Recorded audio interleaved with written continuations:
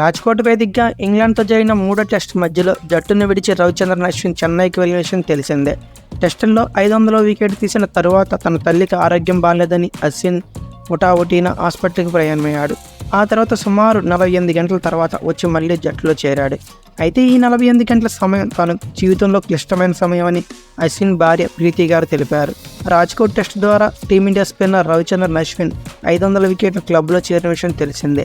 దీంతో ఈ ఫీట్ సాధించిన రెండో భారత బౌలర్గా, ఓవరాల్గా 9వ ప్లేయర్గా అశ్విన్ రికార్డు సృష్టించాడు. అయితే అశ్విన్ ఈ ఫీట్ సాధించిన కాసేపటికి అతడు చెన్నై వెళ్లాల్సి వచ్చింది. అశ్విన్ తల్లి ఆరోగ్యం బాలేకపోవడంతో అతడు చెన్నై వెళ్ళినట్లు మీడియా కథనాలు పేర్కొన్నాయి. దీంతో టెస్ట్లో 3వ రోజు ఆటకు పూర్తిగా దూరమయ్యాడు ఈ స్పిన్నర్. అయితే ఈ 4వ రోజు ఆట మధ్యలో మళ్ళీ టీమిండియా జట్టులోకి వచ్చేశాడు అశ్విన్. టామ్ హార్ట్లీని కూడా అవుట్ చేశాడు.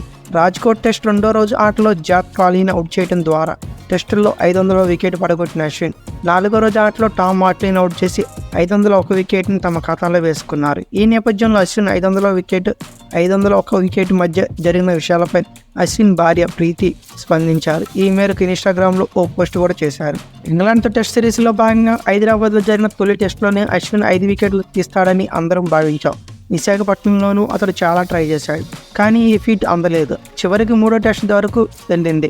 నిజానికి మేము అశ్విన్ 499వ టెస్ట్ వికెట్ తీసినప్పుడే స్వీట్లు తెచ్చుకొచ్చి పెట్టాం, వాటిని అందరికీ పంచిపెట్టాం. రాజ్కోట్ టెస్ట్లో 500వ వికెట్ వచ్చింది, అయితే మేము నిశ్శబ్దంగా ఉండిపోయాం అని ప్రీతి రాసుకొచ్చారు. అశ్విన్ తీసిన 500వ వికెట్ నుంచి 501 వికెట్ మధ్య గ్యాప్లో చాలా జరిగాయి. మా జీవితంలో అత్యంత క్లిష్టమైన 48 గంటలు అవే.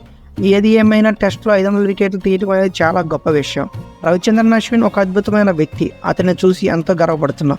మేము ఎప్పటికీ నిన్ను ప్రేమిస్తూనే ఉంటామని అశ్విన్ అని ప్రీతి పేర్కొన్నారు. అశ్విన్ 500వ టెస్ట్ వికెట్ తీసిన ఆనందంలో ఉండగానే అతడి తల్లి చిత్ర ఆరోగ్యం బాగాలేదని ఇంటి నుంచి ఫోన్ వచ్చింది. దీంతో ఆట ముగిసిన వెంటనే వీసా ఏర్పాటు చేసిన ప్రత్యేక ఫ్లైట్లో అతడు రాజ్కోట్ నుంచి చెన్నైకి వెళ్ళాడు. ఆమె ఆరోగ్యం కాస్త కుదిరిపడ్డాక మళ్ళీ అదే ఫ్లైట్లో రాజ్కోట్కి వచ్చి 4వ రోజు బౌలింగ్ చేశాడు. 2 ఇన్నింగ్స్లో 6 ఓవర్లు వేసిన అశ్విన్ 1 వికెట్ కూడా తీశాడు.